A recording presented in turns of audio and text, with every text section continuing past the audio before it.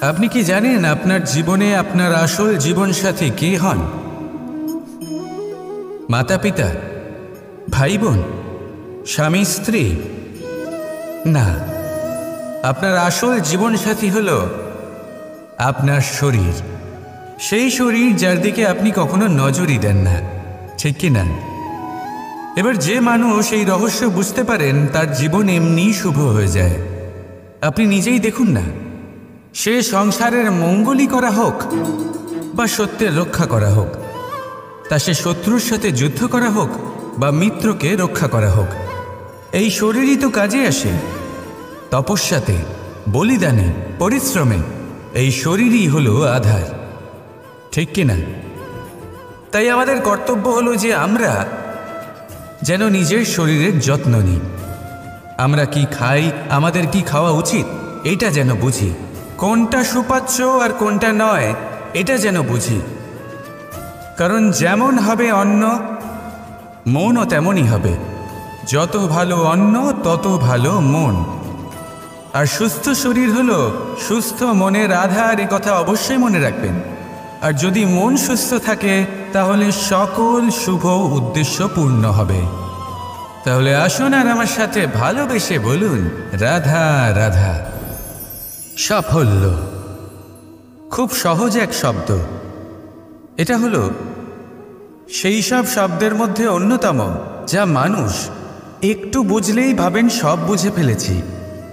আর যেই উনি বুঝতে পারেন সাফল্য কি, আজীবন সেই সাফল্যের পিছনেই ছুটতে থাকেন। এই সাফল্য হলো একটা খেলার মতো, যাতে মানুষ নিজের সমস্ত জীবন বাজি লাগিয়ে দেন। আর প্রত্যেক খেলার মতোই এরও কিছু নিয়ম রয়েছে। আর প্রাথমিক নিয়ম হলো, এই সাফল্য লাভ করার জন্য সাফল্য লাভ করার স্বপ্ন আপনাকে অবশ্যই দেখতে হবে আগে। হ্যাঁ, কিন্তু শুধুমাত্র স্বপ্ন দেখলেই কিছুই হবে না। স্বপ্ন দেখুন, তারপরে আপনার নিজের নিদ্রাকে ভঙ্গ করতে হবে, দিনরাত পরিশ্রম করতে হবে, দিনরাত চেষ্টা করতে হবে। তবেই এই সাফল্য আপনার কাছে আসবে আর আপনার পদানত হবে। তাহলে স্বপ্ন দেখুন আর পরিশ্রম করে তাকে সার্থক করুন। যদি এটা করেন তবেই সাফল্য সহজেই আপনার কাছে আসবে। আর তখন মন প্রসন্ন হয়ে বলবে, রাধা রাধা। প্রকৃতি, নিয়তি কখনোই কারোর সাথে পক্ষপাত করে না। প্রত্যেককে জীবনদান দেয়, সমান সুযোগ প্রদান করে। এটা সেই ব্যক্তির উপরে নির্ভর করে যে সে কিভাবে তার থেকে লাভবান হয়ে উঠবে। তার নির্বাচনের উপর নির্ভর করে, তার দৃষ্টিভঙ্গির উপর নির্ভর করে, নির্ভর করে যে সে কতটা ধনাত্মক বা কতটা নেতিবাচক। দুই ধরনের মানুষ হন। এমন কিছু মানুষ হন যারা প্রত্যেক পরিস্থিতি, প্রত্যেক সমস্যা এবং বিপদে সুযোগ খুঁজে বের করেন। আর কিছু এমন মানুষ রয়েছেন যারা যে কোনো সুযোগে কোথাও না কোথাও থেকে একটা সমস্যা খুঁজে বের করেন। এবার আপনি কি চান? আপনি সুযোগ চান, তাহলে সুযোগ পাবেন। আপনি সমস্যা পেতে চান, সমস্যা তো আপনি চাইলেই খুঁজে পাবেন। চয়ন আপনারই, যে আপনি কতটা ধনাত্মক থাকতে চান, কতটা নেতিবাচক থাকতে চান। ধনাত্মক থাকুন, জীবনে সব কিছু সম্ভব হবে। আসুন আর আমার সাথে ভালোবেসে বলুন, রাধা রাধা। আমরা যে মানুষকে চাই, যাকে আমরা ভালোবাসি, তাকে একটা উপহার অবশ্যই দিতে চাই। এমন এক উপহার যা ওনার ভালো লাগবে, যা শ্রেষ্ঠ হবে, অতি প্রিয় হবে, বহুমূল্য হবে, বা বলতে পারেন মূল্যবান হবে। তাই আমরা কি করি? আমরা বাজারে যাই, তার জন্য স্বর্ণ, আভূষণ, হিরে, মুক্ত এইসব নিয়ে আসি। কিন্তু এটাই কি সর্বশ্রেষ্ঠ উপহার? কখনোই নয়। সর্বশ্রেষ্ঠ উপহার হল স্বাধীনতা। তাকে নিজের মনের মতো বাঁচার স্বাধীনতা। যদি আপনি কাউকে স্বাধীনতা না দিতে পারেন, তাহলে সে কোথাও না কোথাও বন্দী হয়ে যায়, তার বিকাশ কোথাও না কোথাও আটকে যায়। কিন্তু যদি আপনি কাউকে স্বাধীনতা দিতে পারেন, তাহলে আপনি দেখবেন ও সমস্ত সংসারকে, এই জীবনকে নিজের দৃষ্টিভঙ্গি দিয়ে দেখবে, বুঝবে যে কোনটা হলো উচিত আর কোনটা হলো অনুচিত। আর এটাই হলো সর্বশ্রেষ্ঠ। আর এবার যদি কাউকে স্বাধীনতার মাধ্যমে এত বড় একটা শক্তি দিতে পারেন, তাহলে আপনি আমাকে বলুন, এর থেকে বড় উপহার আর কি হতে পারে? আসুন আর আমার সাথে ভালোবেসে বলুন, রাধা রাধা। সঞ্চয়। মানুষের যখন থেকে বোধবুদ্ধি হয় সঞ্চয় করতে আরম্ভ করে দেন। সঞ্চয় করতে থাকেন ভোজনের, সঞ্চয় অর্থের, সঞ্চয় শক্তির। নিজের জন্য করেন, নিজের পরিবারের জন্য করেন, নিজের স্ত্রীর জন্য করেন, সন্তানের জন্য করেন, সন্তানের সন্তানের জন্যও সঞ্চয় করেন। সঞ্চয় করার জন্য ওনার কাছে অনেক কারণ রয়েছে, কারণ উনি এটা ভাবেন যে এই সঞ্চিত শক্তির জন্য কেউ ওনার কোনো ক্ষতি করতে পারবে না। মানুষ ভুলে যান একটা গুরুত্বপূর্ণ কথা, এই সত্য, উনি এই সংসারে খালি হাতেই এসেছিলেন আর এখান থেকে ওনাকে খালি হাতেই যেতে হবে। যা এখানকার তা এখানেই থেকে যাবে। আর যদি কিছু ওনার সাথে যায় তাহলে ওনার কর্ম, আর কিচ্ছু নয়। তাই যদি কিছু অর্জন করতে চান তাহলে শুভ কর্ম অর্জন করুন, আত্মশক্তি অর্জন করুন, কারণ পরলোকে এটাই হবে আপনার সম্পত্তি। তাহলে কি এটা আপনি অর্জন করতে চান না? আসুন আর আমার সাথে ভালোবেসে বলুন, রাধা রাধা। আপনি কি কখনো একজন মালিকে একটা বাগানের যত্ন নিতে দেখেছেন? যদি কখনো একটা গাছে উই ধরে যায়, মালি তখন শুধু সেই গাছের নয়, সমস্ত বাগানের চিকিৎসা করায়। আপনারা হয়তো বলবেন, এ কেমন মূর্খতা, যখন উই একটা গাছে লেগেছে সমস্ত বাগানের চিকিৎসা কেন করাতে হবে? এ তো অযথা পরিশ্রম করা। কিন্তু মালি খুব ভালো করে জানে যে উই হয়তো একটা গাছে লেগেছে কিন্তু তা সমস্ত বাগানকে নাশ করে দিতে পারে। এবার মালির এই শিক্ষা, এই জ্ঞান অন্য অনেক জায়গাতে প্রযোজ্য। এই সংসারে আমরা শুধুমাত্র নিজের পরিবারের কথাই চিন্তা করি, তাদের যত্ন নিই, চেষ্টা করি যেন তারা ভালো থাকেন, সুখে থাকেন। আর সেই সময় এই সমাজের কিছু বিরোধী মনোভাব এই সমাজকে গ্রাস করে ফেলে, এই সমাজকে নষ্ট করে ফেলে, কিন্তু আমাদের নজর শুধু আমাদের পরিবারে থাকে। সেই জন্য যখন কথা ওঠে রাষ্ট্রের, দেশের, তখন তার জন্য সিদ্ধান্ত নিতে হবে, তখন তার জন্য ত্যাগ করতে হবে। আর মনে রাখবেন, যে সমস্যায় আসুক তার সমাধান পূর্ণরূপে বাঞ্ছনীয়। এই সংসারে প্রত্যেক ব্যক্তি যদি নিজের পরিবারেরও খেয়াল রাখেন এবং সমাজেরও খেয়াল রাখেন এবং সঠিকভাবে এই দেশেরও খেয়াল রাখেন, তবেই এই দেশ সম্পন্ন হতে পারবে। তাহলে আপনিও সেই প্রয়াস করুন আর আমার সাথে ভালোবেসে বলুন, রাধা রাধা। যুদ্ধ। আমরা সবসময় আমাদের জীবনের প্রত্যেকটা যুদ্ধ জয় করতে চাই। এমন কোনো যুদ্ধ নেই যে আমরা হারতে চাই, কিন্তু যুদ্ধ জয় করার জন্য সবসময় আক্রমণ করা বা শত্রুর সামনে গিয়ে দাঁড়িয়ে পড়া, তা কিন্তু সঠিক পদ্ধতি নয়। আর এটা যে সবসময় জয় এনে দেবে তাও নয়। জেতেন তিনি, যিনি আগে শান্ত হয়ে শত্রুকে দেখেন, বোঝার চেষ্টা করেন, পরখ করেন, তার শক্তির সম্পর্কে অনুমান করেন, পরিকল্পনা করেন, আর তারপর বিবেক দিয়ে তার সম্মুখীন হন। কারণ শত্রু যে কেউ হতে পারে। শত্রু একজন মহাযোদ্ধা হতে পারে, আবার হতে পারে এক মহাব্যাধিও। যদি যোদ্ধা হয় তাহলে তার শক্তিকে বুঝুন, তার দুর্বলতা বুঝুন, আর যদি ব্যাধি হয় তাহলে তার ছড়ানোর কারণ বুঝুন, আর তারপর সেই কারণের উপর প্রহার করুন। রোগ মুক্ত হয়ে যাবে আর তাকে পরাস্ত করা অত্যন্ত সহজ হয়ে যাবে। মনে রাখবেন, প্রত্যেক যুদ্ধ কিন্তু সীমান্তে লড়া হয় না। কিছু যুদ্ধ এমনও হয় যাতে ঘরে বসে জয়লাভ করা সম্ভব। তাহলে আপনিও এই যুদ্ধ জিতুন আর আমার সাথে ভালোবেসে বলুন, রাধা রাধা। আপনি কি কখনো আয়না দেখেছেন? আমাদের মধ্যে এমন কে আছেন যিনি আয়না দেখেননি? সকলেই আয়না দেখেছেন, আয়নায় নিজের প্রতিবিম্বও দেখেছেন, কিন্তু কেউ কি ভেবে দেখেছেন আয়নার পেছনে কি আছে, সেই প্রতিবিম্বের পেছনে কি আছে?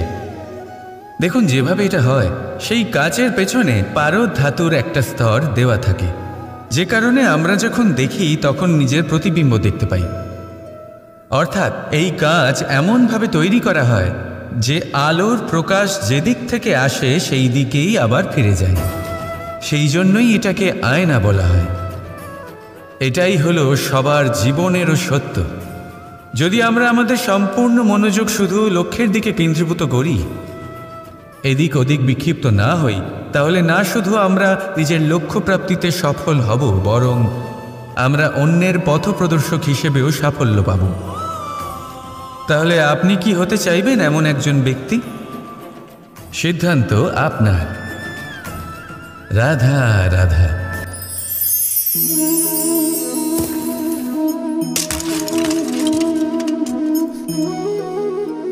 এ কি হলো? আমি আঘাত পেতেই এটা হাত থেকে পড়ে গেল কেন, ভেঙে গেল কেন? এবার আপনি বলবেন এরকমই তো হয়ে থাকে এই জীবনে, এই সংসারে।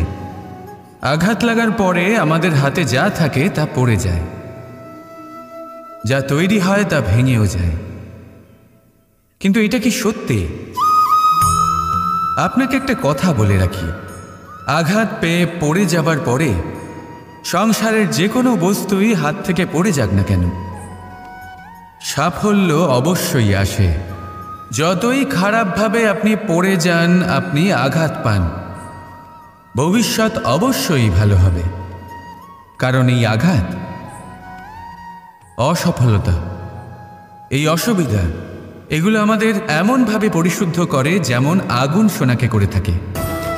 সেই জন্য জীবনে শুধু সামনে এগোতে থাকুন, দৃঢ়তার সাথে এগোতে থাকুন, আর কখনো আঘাত পেয়ে পড়ে যেতে ভয় পাবেন না। কারণ এটা আসন্ন সাফল্যের সংকেত।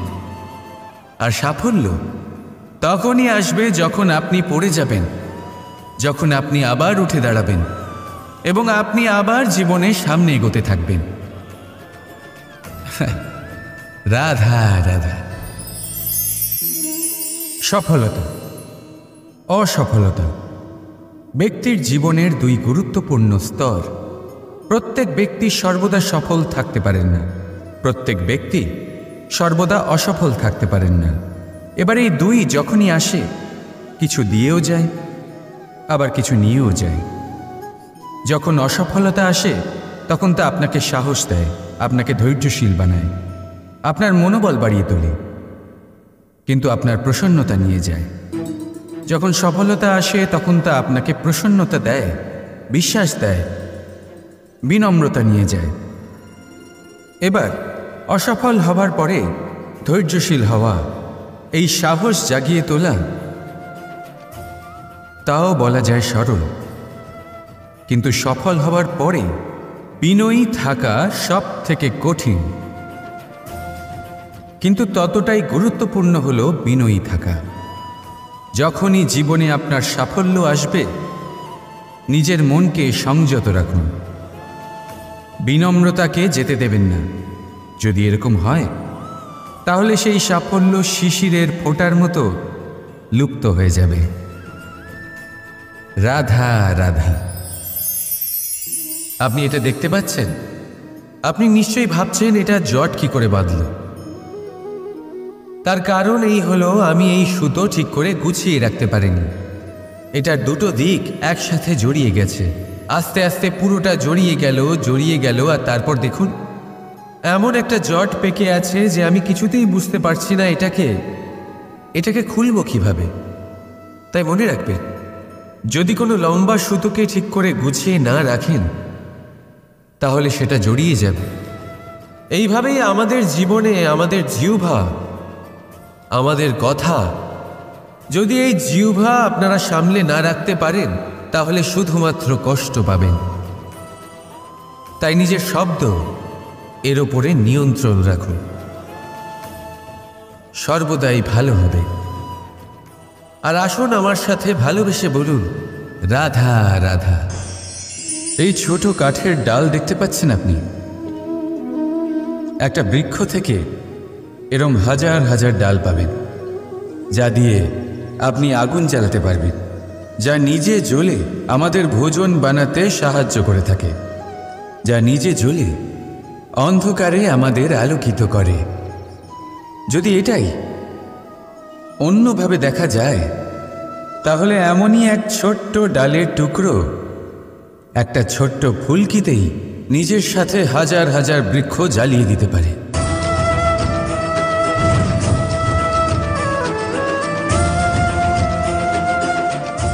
পার্থক্য কোথায়? পার্থক্য হলো শুধু দৃষ্টিভঙ্গিতে, মানসিকতায়। যদি এই মন শীতল রাখেন, শান্ত রাখেন, তাহলে অসংখ্য মানুষের জীবন আলোকিত করবেন। যদি ক্রোধ আর অহংকারের আগুনে জ্বলতে থাকেন, তাহলে শুধুমাত্র বিনাশ করবেন। সিদ্ধান্ত আপনার। রাধা রাধা। একটি পিঁপড়ের আয়ু অত্যন্ত কম হয়, 2 দিন বা খুব বেশি হলেও 1 সপ্তাহ, ব্যাস। কত কম ভোজনের দরকার পড়ে ওদের, কিন্তু তাও সে চলতে থাকে, কর্ম করতেই থাকে। আগামী প্রজন্মের স্বাচ্ছন্দ্যের জন্য কখনো থেমো না, কর্ম করে যাও, চলতেই থাকো।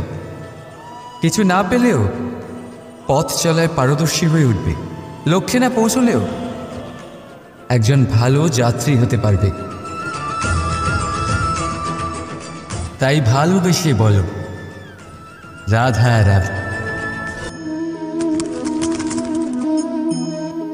কিছু পাখিদের লক্ষ্য করি আমি, জীবন ভোর বাসা বানাতে থাকে।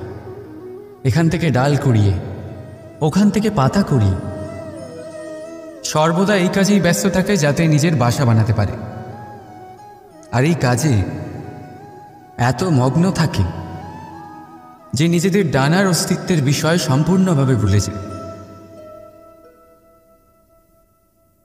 ভুলে যায় যে তাদের কাছে এক বিশাল আকাশও আছে ওড়ার জন্য। আর কোথাও এই জীবন বাসা বানাতে বানাতে ভস্ম হয়ে যায়। আমাদের মানুষের সাথেও এমনই হয়। জীবন যাপনের জন্য অর্থ অর্জন করতে করতে এত ব্যস্ত হয়ে যায় যে ভুলেই যায় যে আমাদের জীবন যাপনও করতে হবে। অর্থ জীবন ধারণের জন্য হয়, জীবন ধারণ অর্থের জন্য নয়। তাই বলছি, শুধু বাসা বানাতে থাকবেন না, নিজেদের ডানাগুলি মেলুন আর উড়ান দিন এই খোলা মহাকাশে। আর ভালোবেসে বলুন, রাধা রাধা। জীবনে সময় যেমনই আসুক, আপনজনদের সঙ্গ অত্যন্ত প্রয়োজনীয়। সুখ হলে বেড়ে যায়, দুঃখ হলে ভাগ হয়ে যায়। আপনজনদের সাথে কিভাবে সময় কেটে যায় তা বোঝাই যায় না, তাই না? একবার ভেবে দেখুন, যদি আপনাকে এমন কোনো এক স্থানে রেখে আসা হয় যেখানে আপনার কোনো আপনজন নেই, আপনার কোনো আত্মীয় নেই, কোনো বন্ধু নেই, তাহলে কি হবে? প্রতিটা মুহূর্ত কতটা লম্বা মনে হতে শুরু করবে। ততক্ষণ মনে হবে যতক্ষণ না আপনি কাউকে আপনজন বানাচ্ছেন। এখন ভাববার বিষয় এটাই যে কে আপনার সেই আপনজন।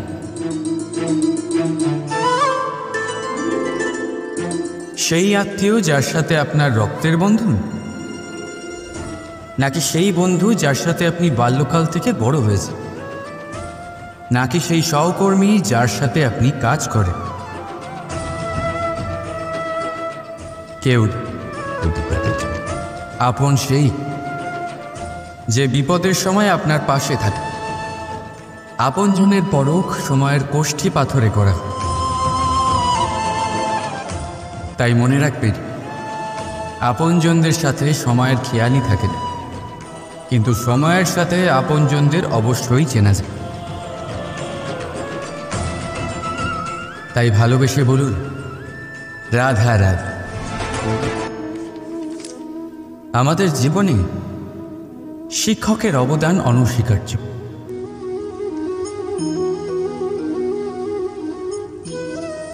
শিক্ষক যিনি আমাদের জীবন ধারণের প্রয়োজনীয় শিক্ষা দেন, জীবন যাপন শেখান, আর মৃত্যুর পরেও কিভাবে সুনাম বজায় থাকবে তা শেখান। কিন্তু যদি কেউ এই প্রশ্ন করে যে আমাদের জীবনে সবচেয়ে বড়, সবচেয়ে গুরুত্বপূর্ণ শিক্ষক কে, তাহলে কেউ বলবেন মা।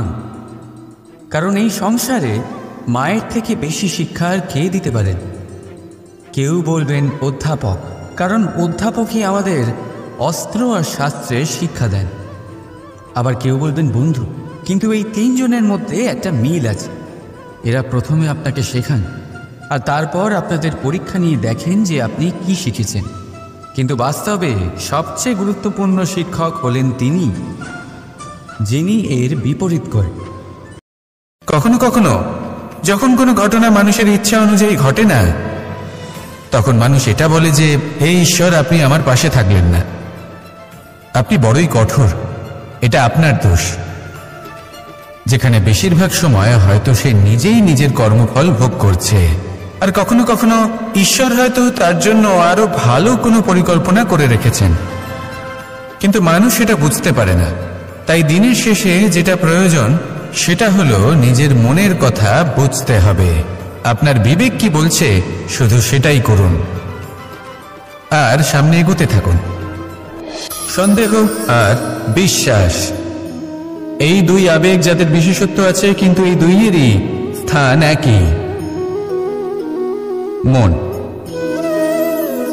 বিশ্বাস আর সন্দেহ এই দুটোই কখনো আমাদের দুঃখের কারণ হয়ে দাঁড়ায়, বিশেষ করে তখন যখন আমরা কোনো ব্যক্তির চরিত্রের আকলন উচিতভাবে করতেই পারি না। আর তাছাড়া এই কাজটা সহজ নয়।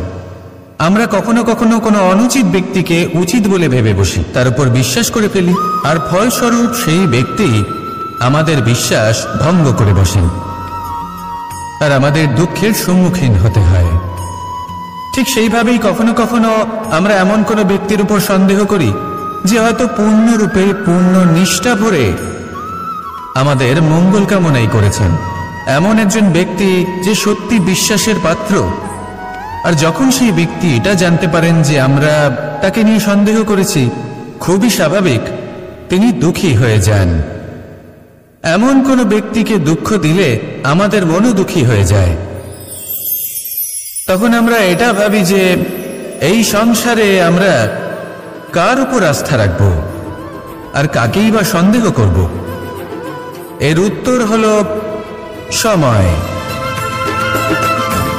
এই সংসারে কোনো ব্যক্তির চরিত্র যাচাই করা সবথেকে কঠিন কাজ, সেটা সময় নিয়ে করুন।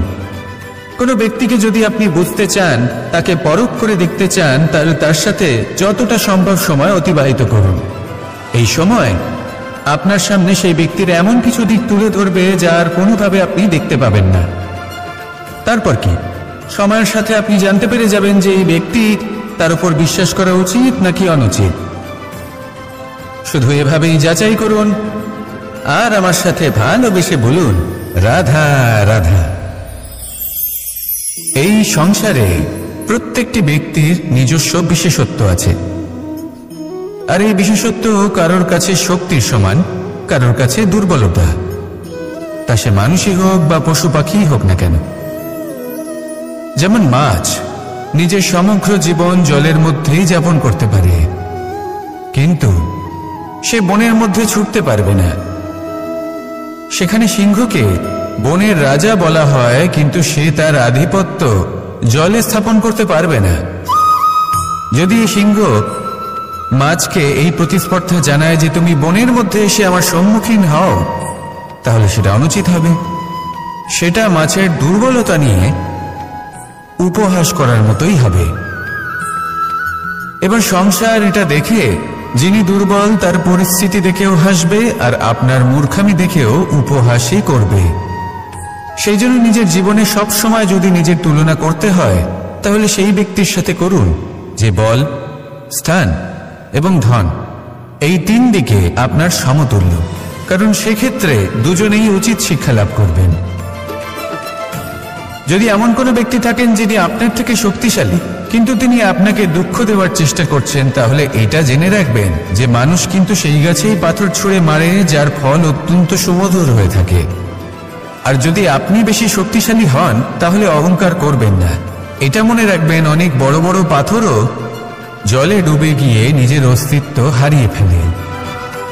নিজের শক্তি সম্পর্কে সচেতন হন, সবাইকে ভালোবাসুন, সবাইকে সাহায্য করুন, আর আমার সাথে ভালোবেসে বলুন রাধা রাধা।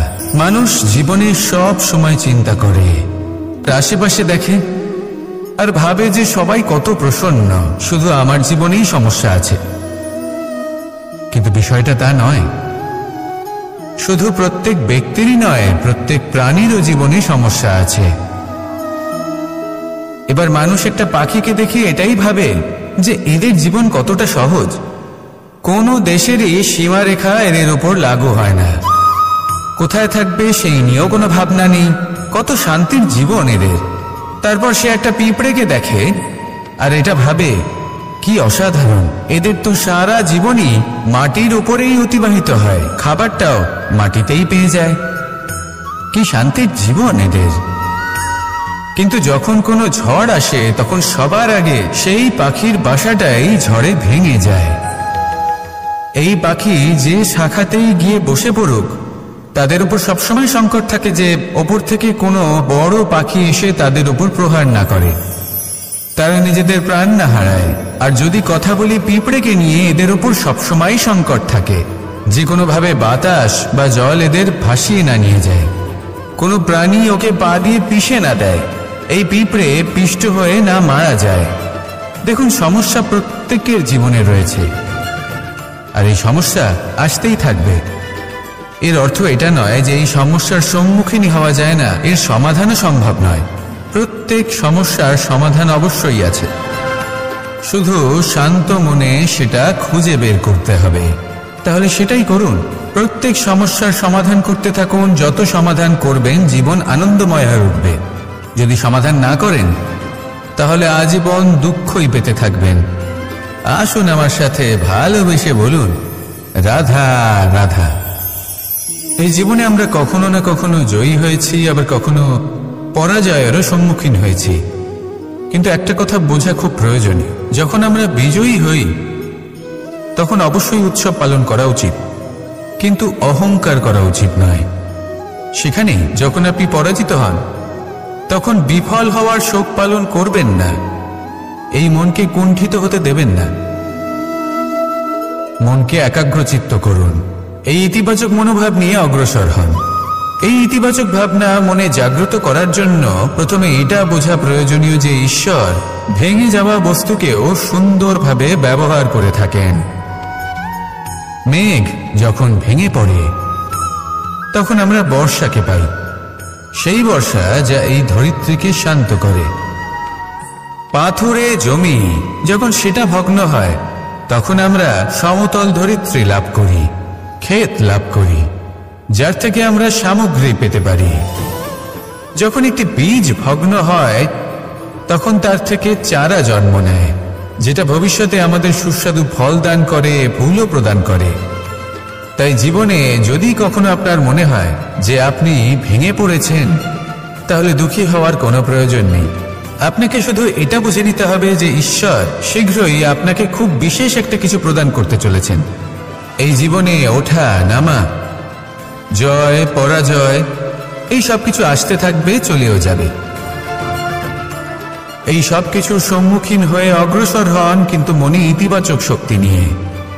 আসুন আমার সাথে ভালোবেসে বলুন রাধা রাধা।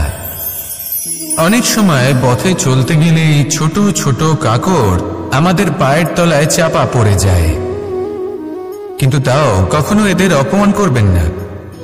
এদের প্রারব্ধকে নিয়ে, এদের ভাগ্যকে নিয়ে, এদের আকারকে নিয়ে কখনো উপহাস করবেন না।